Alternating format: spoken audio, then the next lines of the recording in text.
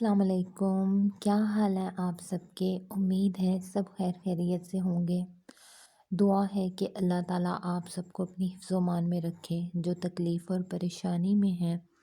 اللہ تعالیٰ آپ سب کے دکھ تکلیفیں پریشانیاں اپنی رحمت سے دور فرما دے،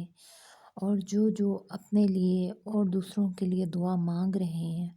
اللہ تعالیٰ ان کی دعاؤں میں برکت ڈال دے اور ان کے حق میں اور دوسروں کے حق میں بہترین کر کے قبول فرما لے، آمین۔ آپ کو نہیں لگتا ہے کہ بہت بے سکونی جو اس دور میں چل رہی ہے، اس کا سبب، اس کی وجہ ہم خود ہیں، ہمارے رویے ہیں؟ کیا ایسا نہیں فیل ہوتا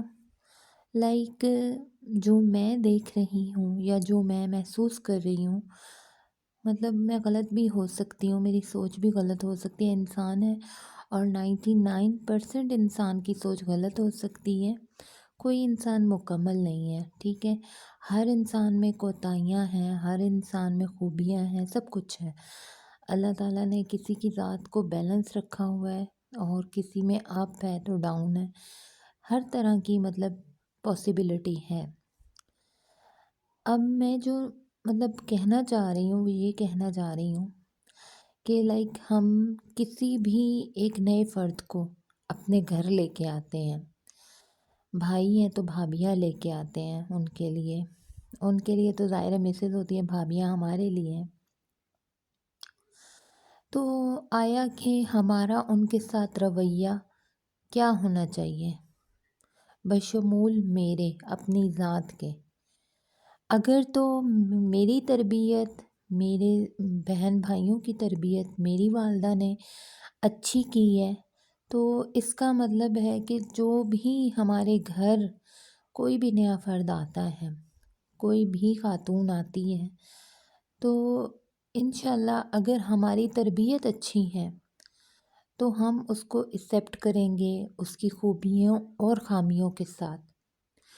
اور اگر ہماری تربیت میں یہ فرق ہے اور ہمیں لگے کہ ہم ہی درست ہیں، تو مجھے لگتا ہے کہ پھر 99% چانس ہیں کہ ہم کسی کی بھی زندگی کو جہنم بنا سکتے ہیں، کسی کی بھی زندگی کو مشکل میں ڈال سکتے ہیں۔ دیکھیں، کوئی بھی 99% مکمل نہیں ہے، اور نہ ہی کوئی اتنا حضرت ولی پیر فقیر ہے۔ ہم عام لوگ ہیں اور بہت عام ہیں۔ خاص بننے کے لیے خود کو مارنا ہوتا ہے، اپنے آپ کی بہت ساری باتیں ہمیں خود پینی پڑتی ہیں اور سہنی پڑتی ہیں۔ 99% جو بندہ آتا ہے وہ ہمارے تھاٹس کے مطابق نہیں ہو سکتا، اور نہ ہی وہ ہمارے کیا کہہ سکتے ہیں کہ ہمارے ساتھ اس کے خیالات نہیں مل سکتے ہیں، عادات نہیں مل سکتی ہیں، تربیت، ماحول، ہر چیز کا فرق ہوتا ہے۔ لیکن اگر ہم یہ بہت ساری چیزیں اگنور کریں اور اس چیز کو انڈرسٹینڈ کریں، سمجھیں کہ جو بندہ آیا ہے اس کا ماحول کیا تھا، اس کی تربیت کیا ہے، اس کی سوچ کیا ہے، سوچ ظاہر ہے وہ جس ماحول میں رہا ہوگا ویسی ہی ہوگی، اور اس کا بیک گراؤنڈ تھوڑا بہت تو ہمیں پتہ ہی ہونا چاہیے۔ اور اس میں پہلے خوبیاں دیکھنے کی بجائے نا، ہم یہ دیکھیں کہ آیا اس میں خامیاں کیا ہیں۔ وہ میں اس وجہ سے کہہ رہی ہوں خوبیاں دیکھنے کی بجائے خامیاں، کہ جب ہم یہ ایک بنا لیں گے نا مائنڈ کہ بس اس میں خوبیاں ہی ہوں گی، ٹھیک ہے نا، اس میں خوبیاں ہی ہوں گی، تو پھر کیا ہوگا کہ ہم اسے بہت پرفیکٹ انداز میں دیکھتے رہیں گے، اور وہ انسان ہے اس میں خامیاں بھی ہوں گی، اور ہمیں یہ لگے گا کہ بس اس میں خوبی ہی ہونی چاہیے، خامی نہیں ہونی چاہیے۔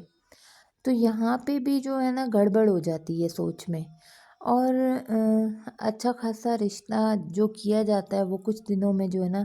بگاڑ کی صورت پیدا کر دیتا ہے۔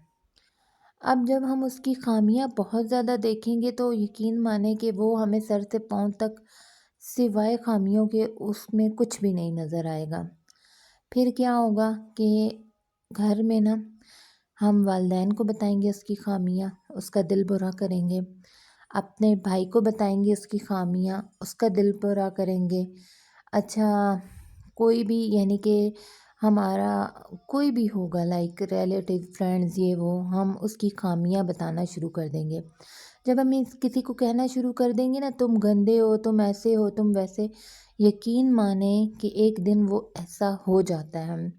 اور اگر کوئی کتنا ہی برا ہو، کتنے ہی مطلب نیگیٹو شخص ہو، مرد بھی ہو سکتا ہے، عورت بھی ہو سکتی ہے، ٹھیک ہے نا، اور ہم اس کو یہ کہنا شروع کر دیں نہیں اس میں بہت کوالٹیز ہیں، اللہ پاک نے اس کو بہت اچھا بنایا ہے، یس یو ڈو دس، اور اس طرح اس کو اپریشیٹ کریں اس کو۔ اگر ہم اس کی اگر ہم اس کو اپنے جیسا تو نہیں لیکن اس میں کوئی خامیاں دور کرنا چاہتے ہیں اور اس کی شخصیت کو اچھا بنانا چاہتے ہیں، مزید نکھار لانا چاہتے ہیں، سب سے پہلے تو ہمیں یہ قبول کرنا ہے کہ اس میں خامیاں بھی ہیں اور خوبیاں بھی ہیں، اور اس کو اگر اس میں سے کوئی بھی چیز، کوئی بھی ایسی بات جو بری ہے، نیگیٹو ہے، اس کو دور کرنا ہے تو اس کو ڈائریکٹ کبھی بھی طنز نہیں کرنا، ڈائریکٹ نہیں کہنا کہ تم یوں تو تم وہ تو ہم ایسے رہتے ہیں تو یہ وہ نہیں، بلکہ محبت کے ساتھ اور خود کا ایکٹ اتنا اچھا رکھیں کہ لوگ آپ کو دیکھ کے چینج ہوں، نہ کہ آپ کا ایکٹ اتنا سخت ہو اور آپ کے جملے، یہ جو زبان ہے یہ اپنا بنا بھی لیتی ہے اور یہی زبان آپ کو بہت سارے لوگوں سے دور کر دیتی ہے۔ اور یقین رکھیں کہ آپ کے گھر کوئی بھی نیا فرد آتا ہے تو اسے قبول کریں اس کی خامیوں سمیت اور خوبیوں سمیت، اور اگر اس کو آپ نے اپنے سانچے میں ڈالنا ہے تو بہت کچھ برداشت کرنا ہے، صبر سے کام لینا ہے اور بہت پیار سے اس کو موٹیویٹ کرنا ہے، بہت پیار سے اس کو جو ہے نا آپ نے اپنے اچھے کسی خوبی میں اس کو ڈھالنا ہے، اور یہ نہیں کہ آج ہی تبدیل ہو جائے گا، تبدیلی آتے آتے بہت ٹائم لگتا ہے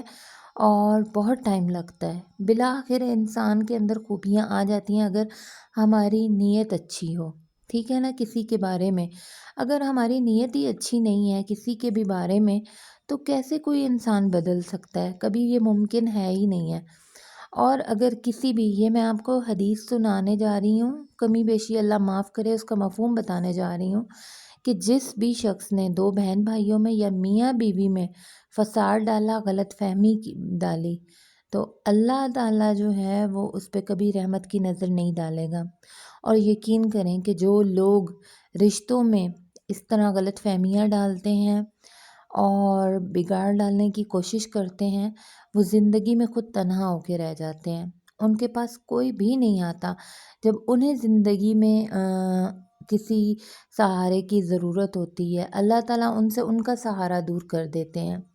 تو کوشش کریں کہ جو بھی آئے آپ کے گھر میں، نیا فرد آئے، کوئی نیا بھابھی آئے یا بہو آئے، جو بھی، وہ ایک انسان آ رہی ہے، اس انسان کے ساتھ آپ کا رویہ بہت اچھا ہونا چاہیے، اس انسان کا ویلکم بہت اچھا ہونا چاہیے، اور یہ نہیں کہ وہ آج ہی بدل جائے گی، آپ جیسی ہو جائے گی یا خواہ مخواہ آپ اسے دیں، نہ، بالکل ہرگز ایسا نہیں کرنا، بلکہ محبت سے وقت کے ساتھ ساتھ انشاءاللہ وقت کے ساتھ ساتھ وہ بدلتا جائے گا، اس کی خوبیاں اور انہینس ہوتی چلی جائیں گی، اگر آپ کی نیت اچھی ہے تو۔ اپنی نیت، اپنا دل سب کے لیے صاف رکھیں، ہر انسان کو انسان سمجھیں اور کسی کے لیے برا مت سوچیں، اور کوشش کریں کہ آپ کی وجہ سے کسی کے رشتے میں بگاڑ نہ آئے، وہ بہن بھائی ہوں، میاں بیوی ہوں